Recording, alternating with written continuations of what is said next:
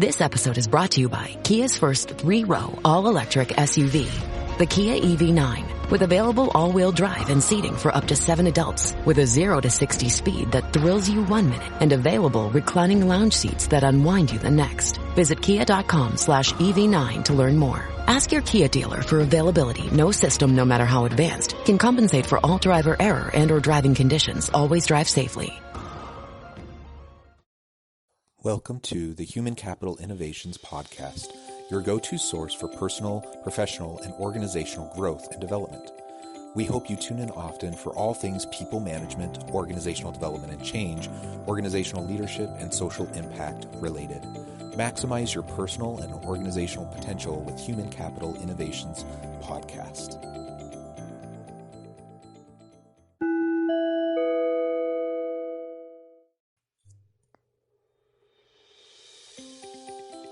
Welcome to the Human Capital Innovations Podcast. In this HCI podcast episode, Dr. Eric Russell and I continue our weekly servant leadership discussions, and this week explore the concepts of empowerment and delegation as they relate to servant leadership.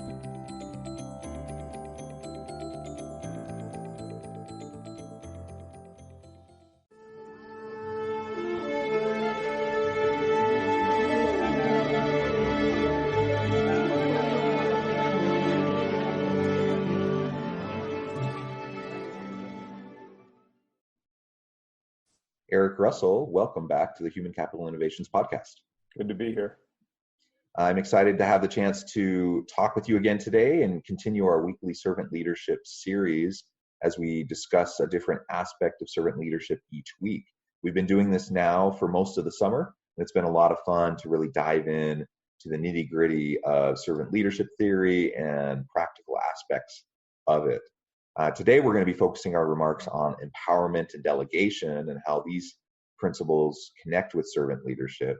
And for listeners who may not have had a chance to catch our previous weekly servant leadership discussions, I would encourage you to go back into the catalog of podcast episodes and find our episodes, because I think they're really lively discussions, and hopefully you'll find some really good insights that might help you as you're trying to lead your organizations. And for anyone who hasn't joined us previously, by way of introduction, Dr. Eric Russell is an associate professor of emergency services at Utah Valley University and an HCI research associate. And Eric and I go way back, and it's always a good opportunity to have these conversations with you, Eric. Yeah, I have really enjoyed this experience of being able to just dialogue on servant leadership in a kind of an organic way, pick the topic and then we go back and forth on things instead of reading stereo instructions to people. Yes. Very good. So like I said, today we're going to be focusing on empowerment and delegation, two incredibly important concepts and principles for effective leadership generally, but also specifically within the servant leadership framework and philosophy. So maybe we can start with a brief explanation of how empowerment and delegation fit into servant leadership, and then we can go and explore each of these concepts more specifically. Great. Would you mind giving us a little bit of a primer on the connection between empowerment and delegation and servant leadership? Sure, absolutely. So probably 16 years ago, Dr. Kathleen Patterson did her dissertation on the virtuous constructs of servant leadership. And she got into the readings and writings of Robert Greenleaf, the father of modern servant leadership. And she found that there was seven virtuous constructs of the servant leader. And then Dr. Winston, he did his dissertation on the virtuous constructs of the servant follower. And those are great too. We'll get into followership probably in future talks. But Dr. Patterson found that one of the 7 virtuous constructs of servant leadership was empowerment.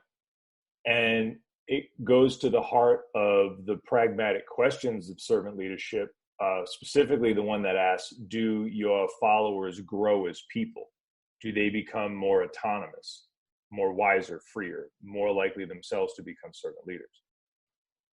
And so from the writings of Greenleaf, the pragmatic questions that were posed in the original essay, The Servant as Leader, Dr. Patterson was able to pull empowerment out of that work and show that it is one of the cornerstones of servant leadership.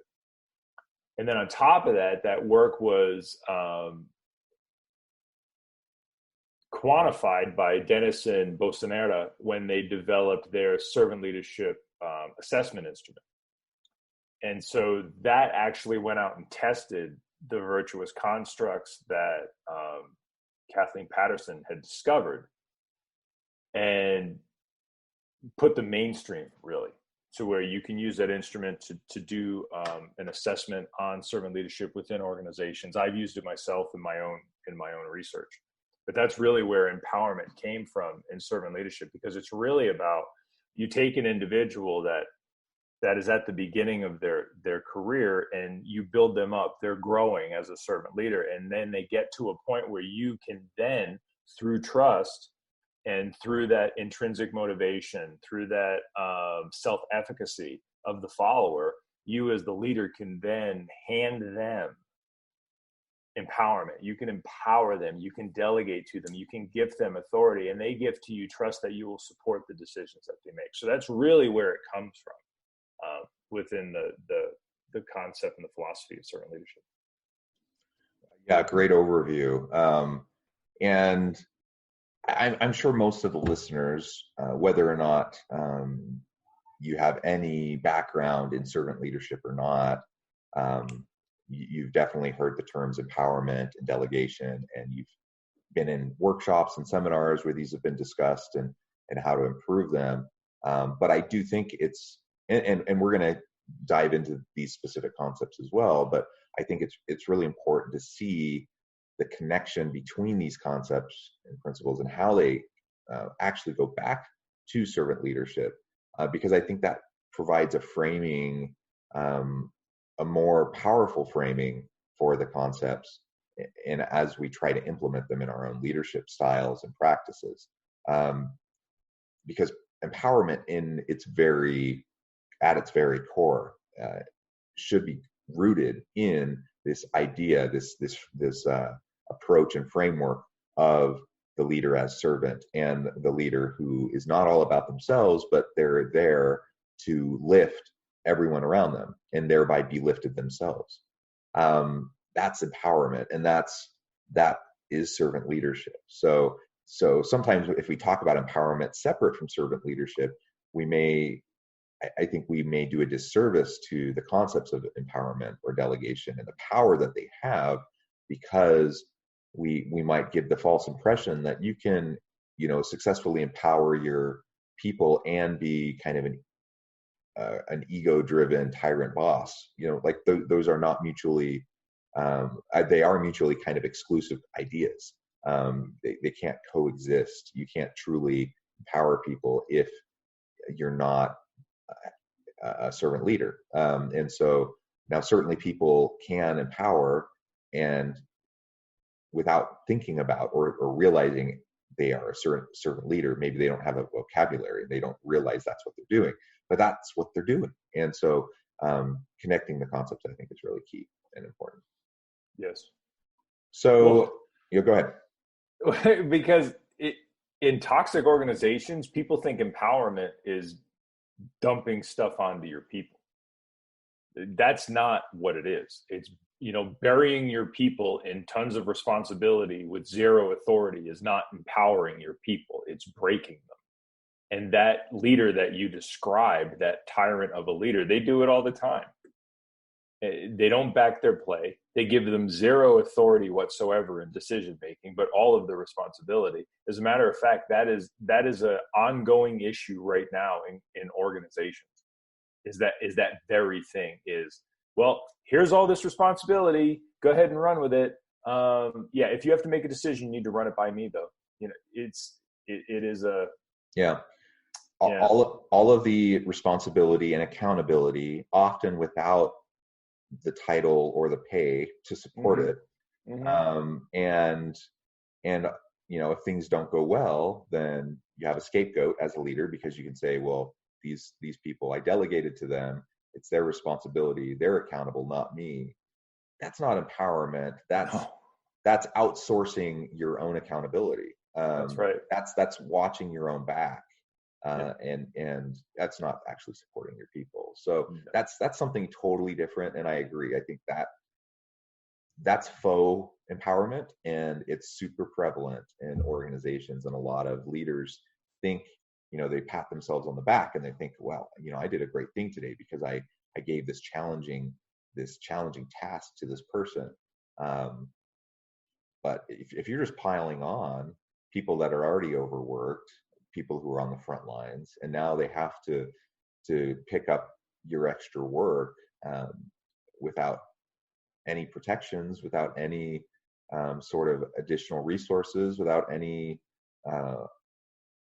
additional mandate from management to help it happen, you're setting people up for failure, and you're setting them up for burnout, and you're protecting yourself. I'll grant leaders that. People who do this, it's probably a savvy political move because they're insulating themselves from accountability, but that's not good leadership. No, it's nasty. It's just one of those noxious behaviors that we have in organizations, and it's across the spectrum: public, private, for-profit, nonprofit. It happens across the board. Yeah. Well, and I was having a discussion with a team yesterday. It's not specifically related to empowerment, but it's related, but it's tangential.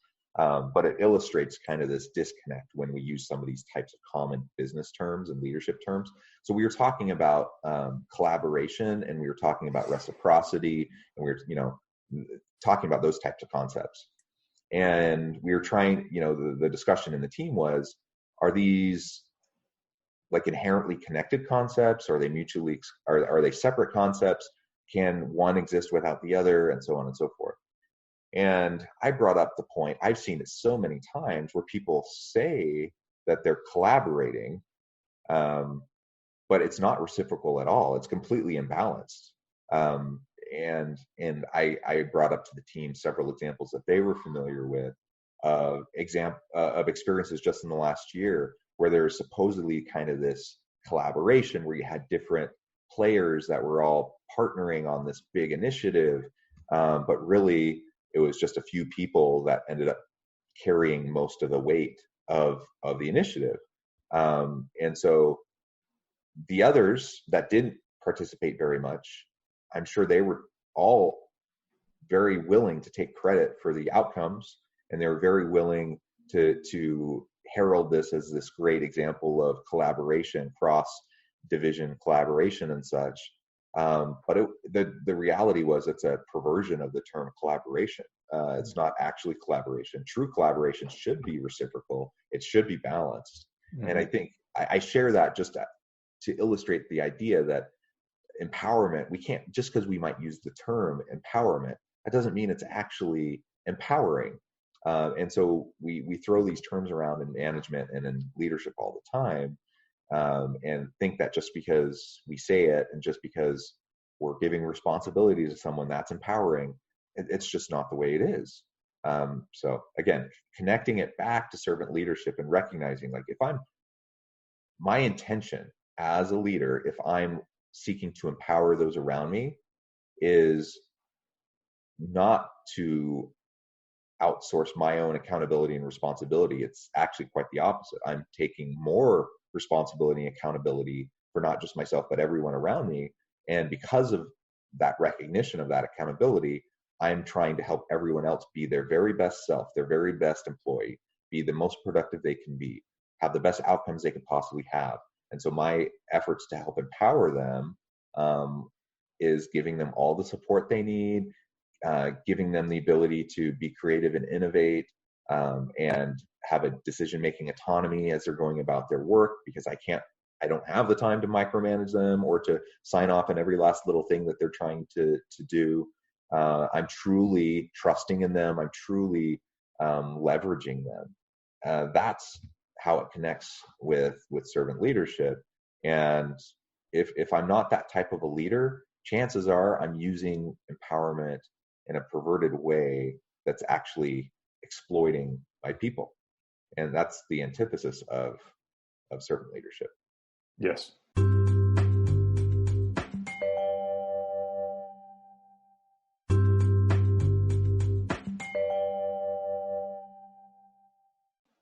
Yeah, man, that's a good word, exploitation. A lot of times people think what they're doing is empowering and delegating to people, and they're in fact exploiting people.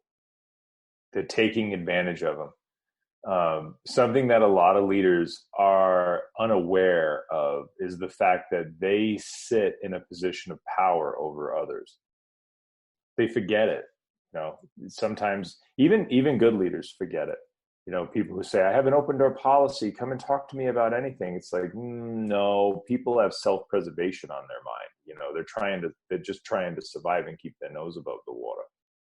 And so leaders will exploit followers because followers feel like to the leader that the leader's going, especially a good leader, they're like, you could say no at any time. When I come to you and I say, hey, we have this issue and there's a problem, the leader's like, well, you have the option of whether or not you want to say that you're taking this on, but you as the follower is standing there in the office going, holy hell, they're just about to dump a bunch of work on me. And out of self-preservation, you can't say no. That's why I love the books like Greg McKeown's Essentialism and The Art of Saying No and things like that. It's like, that is such a position of privilege. Somebody who isn't a member of a union with a specific job description, or like our spoiled butts without a tenured professors at a university, most people don't have the luxury of saying no. They don't. And so we exploit our people because of that. Because out of self-preservation, a lot of times your followers will not say, listen, I am bogged down. What is it that you're going to take off of my plate? When I talk about how we exploit our workers, I have people picture the great camel, and you have the Bedouin that is out there and he's loading this camel up, with straw. And all of a sudden this single gram of straw, this one thing, this magnificent beast is buckling under this weight, and this one single straw that gets put up and boom, it just breaks this large animal, that straw that broke the camel's back. Think about what that really is. It happens in organizations constantly. It's that one more thing that we do to people where we think it's, well, we're empowering, we're delegating, we're, lean management. Lean has gone anorexic in a lot of organizations, straight up, okay?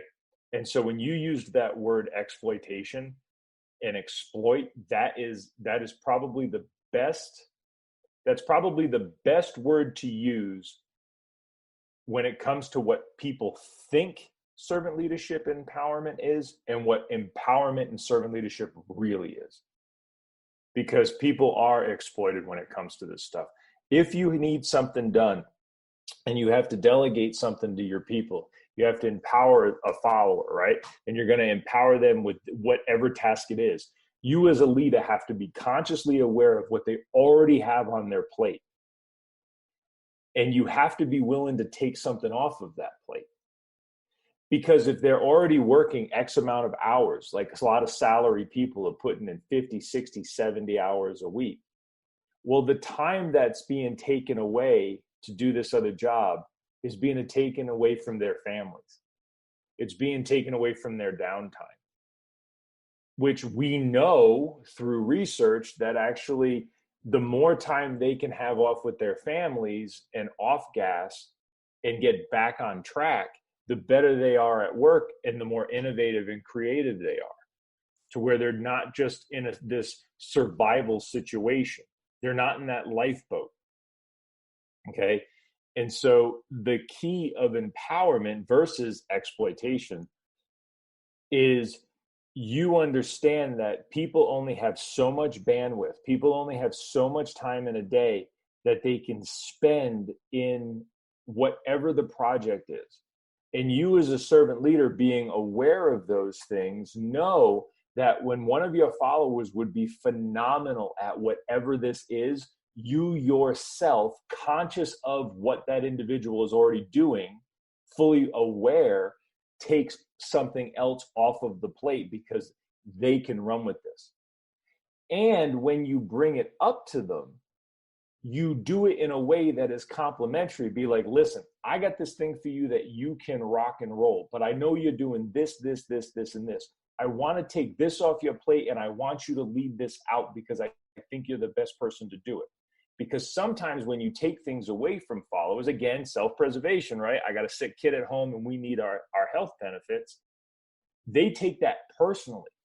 And so if you go after something that's on their plate, but you go after it the wrong way, like they just get an email saying, hey, I'm moving you off of this project before you tell them what they're going to be empowered, you just put them into some type of an existential crisis. Okay. You just cause damage to the individual. So it really is also about the approach too. Does that make sense? Yeah, absolutely. I think people want to feel indispensable in their jobs, right? And so if they're really good at different programs, tasks, initiatives, running projects, especially if they put a lot of time and effort into it, they have emotional connection to it, but they also feel like that's their value to the organization and that's making them indispensable. And now you're coming along as a leader and you're saying, hey, I'm going to pull that away from you. I'm going to give it to somebody else. That can feel like a huge slight, even if the intention is simply to lighten their load and to even out the burden across the team. So we definitely need to be very careful about that. But we definitely can't just keep piling on. And some of the best employees are the ones that we are inclined to keep piling on because we know they're good. We know they're productive. We know they're successful. We know they'll do a good job and we trust them to do a good job. And so the natural inclination of a lot of leaders is to just say, well, this person, they're my A+ player. So I'm just going to give them another assignment, give them another project, give them another task. And those people, because of whether it's self-preservation or they're vying for the next promotion or ego or whatever it may be, they may be really disinclined to say no. And so then you just keep piling and piling and piling on. And then eventually the weight becomes too heavy to bear and people burn out or they choose to leave and you end up losing your best people or they mentally disengage even if they don't leave.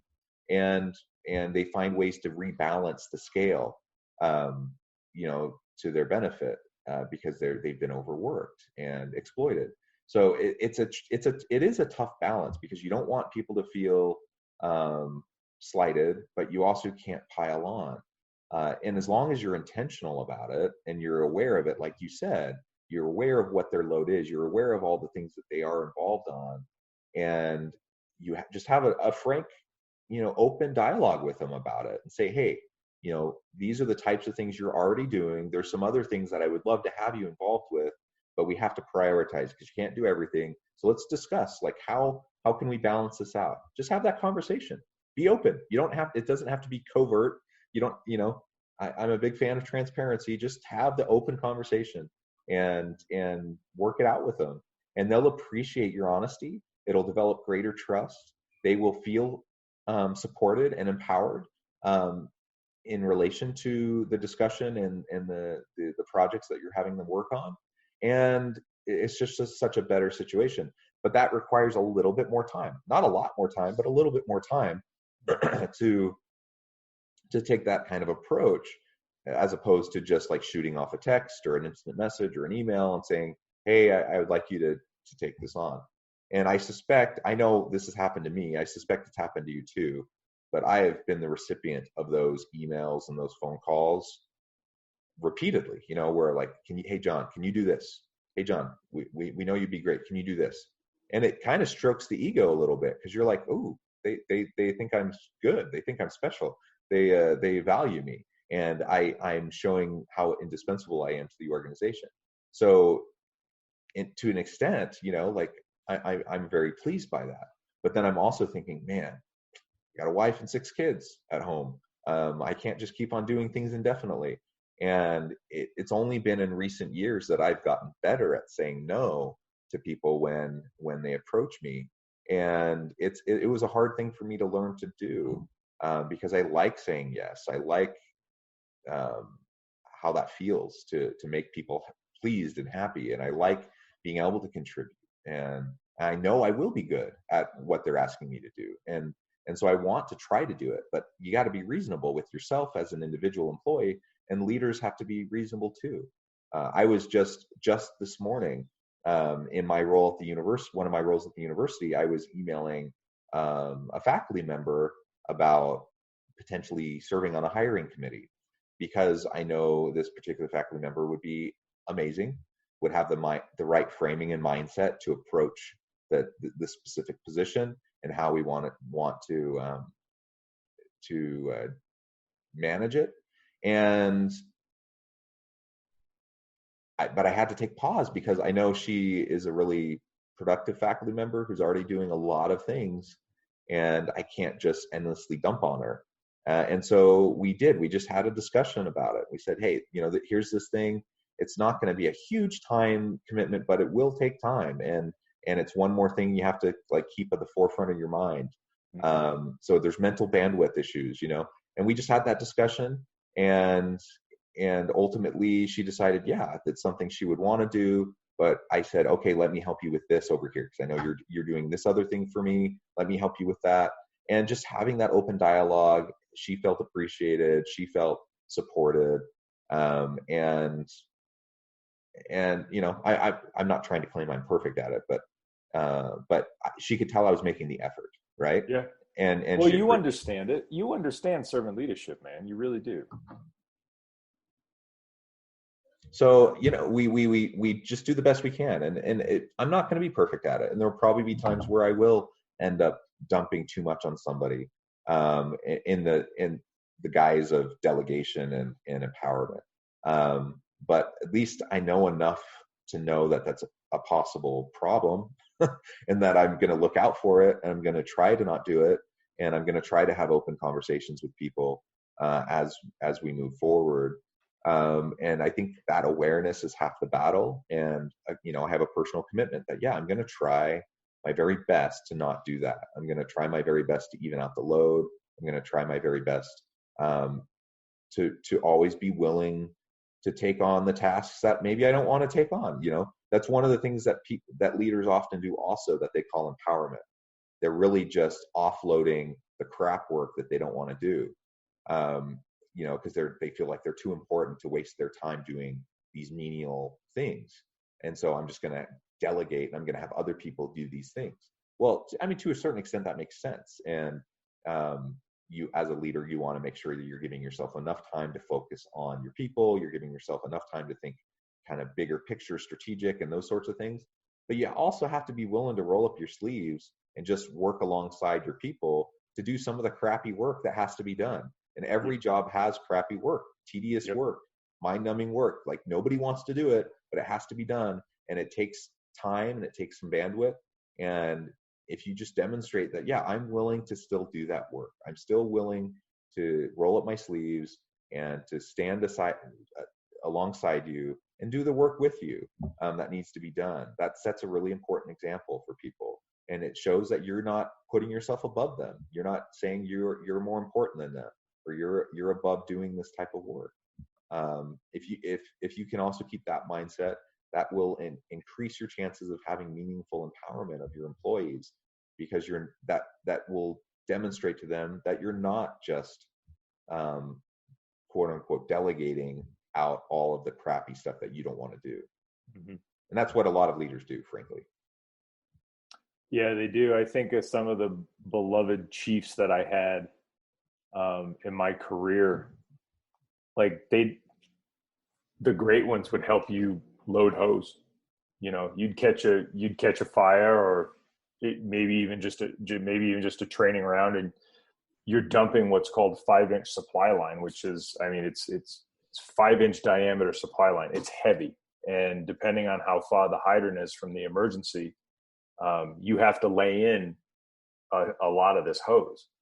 And so even after all of the work's done, the fun part is the actual emergency itself. The work is actually cleaning this stuff up. And the great chiefs that would like beloved by the guys were the ones who didn't do all of the cleanup, but you'd catch them going and dragging a couple of hoses back, or maybe they would jump up on the engine and they would just help load, because it takes a long time to load this stuff back, because it has to be deployed in a very specific way. It's remembering where you came from and not thinking. That's humility. Okay. It's remembering where you came from and not thinking that you're above it. Yeah, absolutely. And nobody expects you, especially you in your position, nobody expects you to be, down there doing all of the menial tasks. But man, when somebody's struggling to carry something, you're like, hey, let me help you out. That goes a long way. It goes a long way to building credibility and trust and relationships, to where people realize that it's that simple saying, I got your back, which is at the heart of empowerment, right? There's a lot of people, when we talk about that exploitation of your people, at the heart of empowerment and the way it works is if they know their leaders actually have their back in their decisions, that, that, yeah, they're empowering you and they have your back when things are good. But when something goes wrong, or maybe you call the wrong shot, right? Maybe you just call the wrong shot and something goes wrong, they're still going to have your back. They're not going to throw you under the bus. In organizations where people don't believe that their leaders have their back, it's that much more difficult to empower to your followers, because your followers are so afraid to make decisions because they think that they're going to be, destroyed if something goes wrong. And that relationship, that trust, that credibility, that humility, all of those things come in to build that leader-follower relationship. And once that's strong and your people are capable because you help them grow, empowering and delegating to them is very simple, and that's the other side of empowerment is, do your followers believe that if something goes wrong, you have their back? And I can say I was lucky in all of my career, and even now in academia, I've always felt that my leaders have had my immediate supervisors. I've had a couple of problems, but for the most part, I've always felt like my leaders always had my back as an officer. And even as an academic, they have my back, where they empower me to do X. And if something goes wrong or it just doesn't work out, they're not going to be like, this guy's toast and throw me under the bus. Like, I've been lucky in my career to not work for people like that for the most part. Not that I haven't, but the vast majority of people that I've been able to work for, I always knew had my back after they've empowered me or delegated something to me. Yeah, well, that's great. And like you said, it's fundamentally built on relationships of trust. You can't truly have an empowerment culture without a trust culture, right? Mm-hmm. And I don't know, to the extent that you're trying to just be positive about your experiences with your leaders or what. I as I'm thinking about my own experience with various leaders, I would say it's been a very mixed bag for me. Mm-hmm.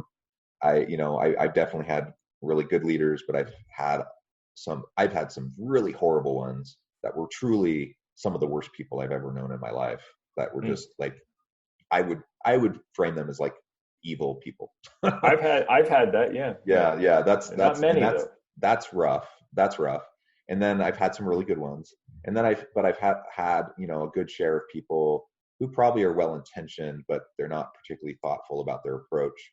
And they just, whether it's on purpose or not, they basically exploit a lot of people around them. Right.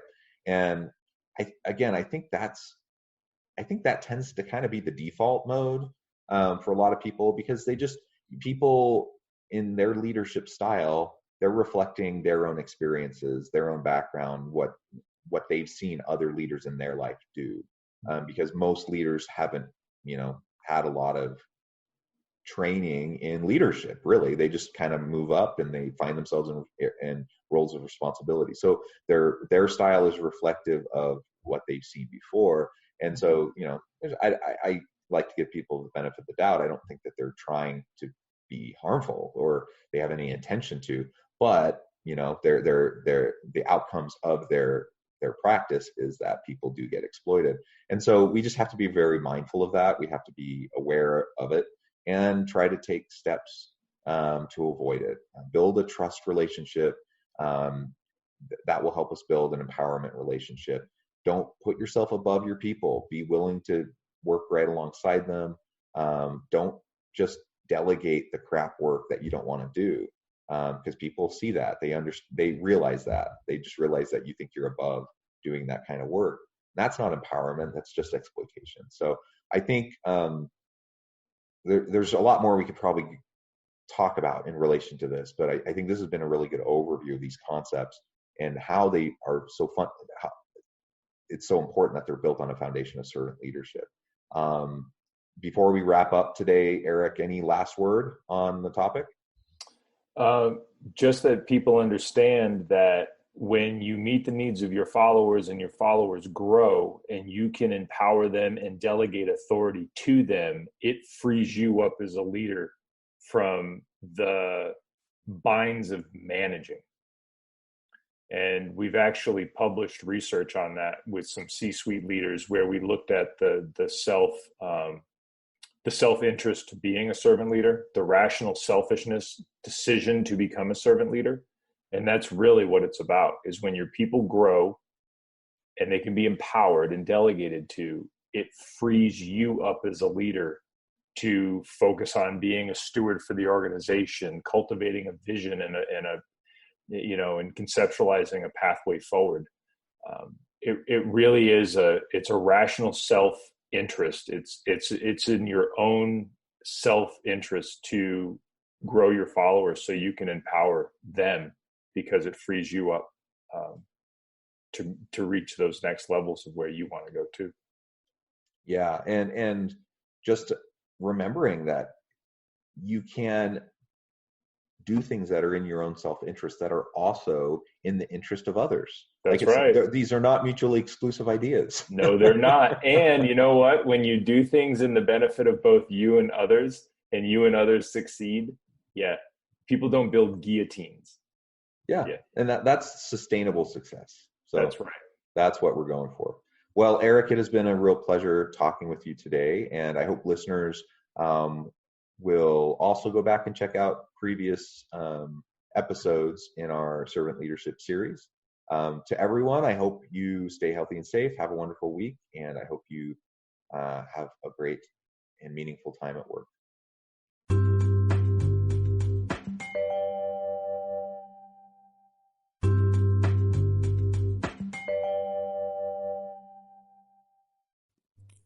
Thanks again for joining us for this episode of the Human Capital Innovations Podcast. I hope you stay healthy and safe and that you have a great week.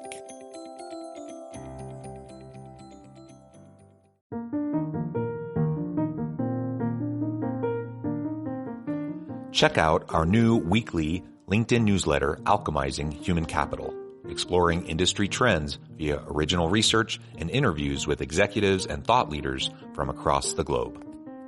We look forward to having you join us.